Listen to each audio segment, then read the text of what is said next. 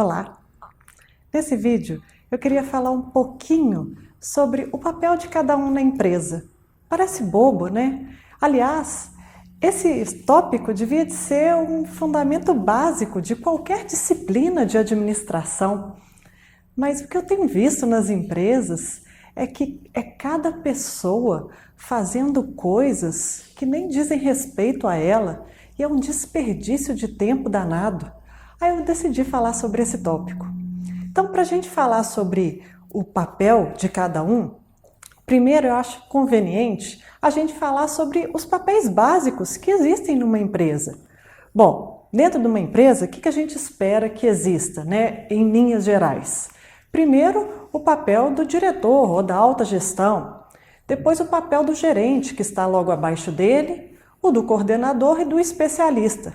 Pode ser que existam empresas que a gente não vai ver esses 4 papéis. Pode ser que do diretor vá para o gerente, logo para o especialista. Pode ser que nem existam todos esses papéis bem definidos. A empresa é muito pequena e só existem poucas pessoas nessa empresa. Mas, na verdade, esses 4 papéis, eles existem sim. Mesmo que não existam cargos com esses nomes, mas os 4 papéis, eles devem existir. Por exemplo, eu tenho uma startup, é uma pequena empresa, e mesmo nós não tendo tantas pessoas assim, muitas vezes, nós mudamos o papel que nós exercemos para que nós possamos exercer todos esses papéis. E nós vamos explicar isso agora, porque cada um desses papéis é fundamental para a empresa. Então, para que serve cada um desses papéis, né? E qual que é a função de cada um desses papéis? Então, vamos começar pelo papel do diretor ou da alta gestão da empresa. O que a alta gestão ou o diretor da empresa faz? Ele pensa estrategicamente na empresa. Toda empresa ela tem que começar a existir tendo esse pensamento estratégico. Qual que é a missão da empresa? Para que a empresa serve? Eu coloquei aqui só para ilustrar, né, a matriz SWOT, que fala, né, do ambiente interno, do ambiente externo, das forças, fraquezas, etc., oportunidades e ameaças, mas isso aqui é só um pedacinho, né, do pensamento estratégico que a gente deve ter a respeito da empresa. A gente tem que pensar em concorrência, a gente tem que pensar em público-alvo, nós temos que pensar, né, em metas, enfim, a gente tem que desmembrar essas metas, esse posicionamento em objetivos, é um monte de coisa. Nós temos que pensar em o que a empresa vai ser, né, em alto nível, no alto nível de abstração. Esse é o papel do diretor, ele tem que pensar estrategicamente na empresa e é apenas isso. Ele tem que definir essas grandes metas, aonde que a empresa quer chegar, o que a empresa é. Por exemplo, nós temos a Vidia, que é essa startup de educação online, mas não é apenas isso. Ela é uma startup de educação online focada em cursos de curta duração, mas apenas em cursos de gestão e desenvolvimento, né, profissional, desenvolvimento pessoal, né, de curta duração, com posicionamento de alta qualidade.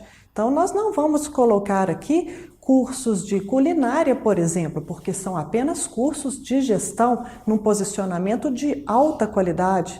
Então, nós vamos escolher os cursos, a forma de entregar os cursos, a forma de cobrança dos alunos, os professores que vão ministrar os cursos, né, a forma de filmagem dos cursos, tudo pautado pela alta qualidade, porque esse é o nosso posicionamento estratégico. Então, isso tem a ver com a escolha estratégica, tem a ver com a alta gestão do curso, com a direção do curso. Então, escolha de público-alvo, de precificação, de concorrência, de posicionamento, isso tudo tem a ver com o diretor da empresa. Esse é o papel do diretor da empresa.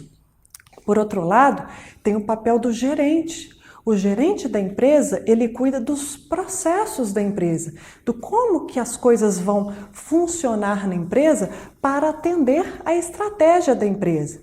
É claro que aqui, né, às vezes as mesmas pessoas, elas fazem, dependendo do momento do dia, a gente troca o chapéu. Às vezes a gente faz o chapéu de alta gestão para definir as estratégias, etc. Depois a gente coloca o chapéu do gerente, né, para definir processos. Por exemplo, faz parte da nossa entrega filmar, gravar as aulas e a gente tem pessoal próprio para fazer a edição das aulas, que é o nosso Greg, que faz a edição das nossas aulas. O Greg, nós desenhamos um processo, nós contratamos uma cineasta que nos ajudou, nós definimos um processo único, que é óbvio que está em melhoria constante, mas a gente tem um processo que, independente da pessoa que nós contratarmos, essa pessoa ela tem que seguir esse processo, que foi testado, está em melhoria, mas foi testado, foi contratado uma pessoa para nos ajudar a definir um processo que é único,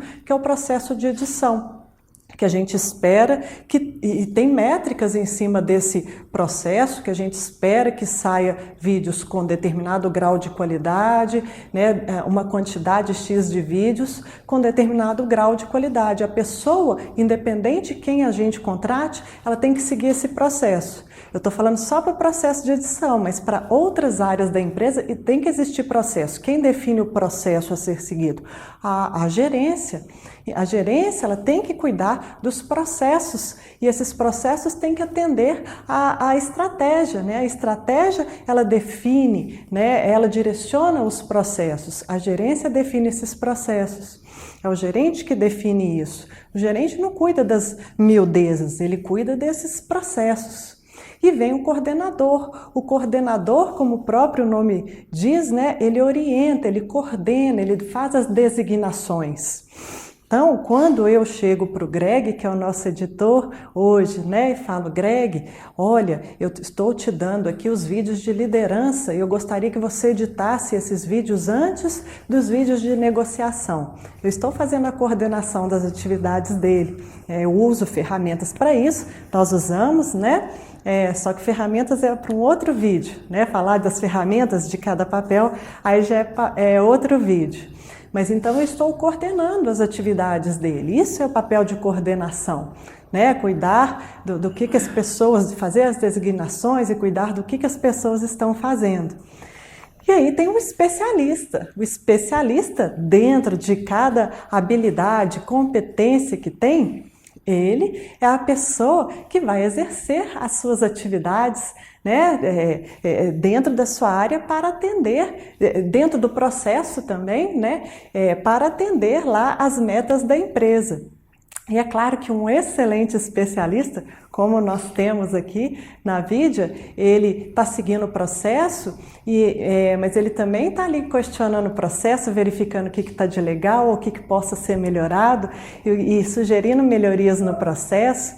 O especialista também usa de ferramentas de autogestão, por que não? É super importante, é um diferencial do especialista ser autogerenciável, ter checklist. Muitas vezes o especialista recebe um monte de atividades, tem que ter um checklist, tem que fazer uma estimativa de duração das atividades as quais que são designadas a ele para ver se vai dar conta ou não, para não estabelecer compromissos que não dá conta. Se não conseguir, falar antecipadamente para o seu coordenador, rever, renegociar as suas atividades, até para o coordenador saber se ele está designando ou não atividades corretamente para os especialistas ou se a estimativa está errada, né? E a gente ir medindo isso sempre para ir adequando, né, as designações. Eu achei bastante importante a gente falar sobre todos esses papéis, porque que eu tenho visto nas empresas gerente ou então até diretor chegando e assinando folha de ponto, por exemplo, e perguntando, ora, mas é política da empresa não fazer hora extra, por que fulaninho está fazendo 2 horas extras a mais por mês? Não é o gerente que tem que ver isso, não é papel do gerente, isso é papel de coordenador, por exemplo. O gerente tem que cuidar de outras coisas. Muitas vezes o gerente está cuidando de coisas que é papel de coordenador, por exemplo, e não está cuidando das coisas, né, importantes das quais ele deve fazer.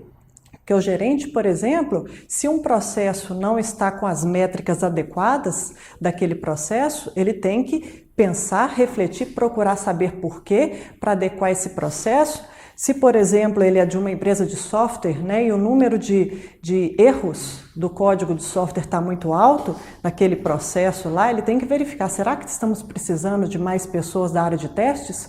Ou será que esses erros são decorrentes de que é uma má especificação de requisitos, por exemplo? Não sei, né? Esse é papel do gerente, verificar se o processo está ok, se as métricas estão ok, se as medidas estão ok, se está dentro lá dos valores esperados, identificar, melhorar constantemente o processo. Não é ficar nas miudezas que é o coordenador que tem que cuidar. Isso tem acontecido muito. A alta gestão não está cuidando da parte estratégica, e sim das miudezas. Gerente também cuidando das miudezas, sendo que esse é papel do coordenador. Ah, mas minha empresa é pequena. A minha empresa, eu tenho que cuidar de tudo, assobiar e chupar a manga. Eu também. A minha empresa também é pequena, mas eu tenho que me dividir em todos os papéis. E eu sei a hora que eu estou exercendo cada papel. Né? Eu sei a hora que eu sou a diretora, a hora que eu sou a gerente, a hora que eu sou a coordenadora, não tem problema. Né? O que não pode é empresas em que existem cada uma dessas pessoas e tem a pessoa em que o papel dela é só diretor e ela está lá exercendo a função do coordenador. O coordenador está lá fazendo o papel do especialista. O especialista não é capaz de fazer a alta gestão, porque é obrigado sim a fazer a alta gestão. Essa é a diferença do bom especialista para o mau especialista. Né? Isso que diferencia os homens dos meninos, né? Porque especialista por especialista todo mundo é. Hoje sempre tem um bom no mercado. O que vai diferenciar mesmo é isso. É o cara que faz bem, que tem diligenciamento, que bate no peito e chuta para o gol, né? Que cumpre o que foi designado para ele. E se ele não dá conta, se ele vê que foi atribuído muita coisa a ele, porque o coordenador errou, por exemplo, chega antecipadamente e fala, olha aqui a lista de designações para mim.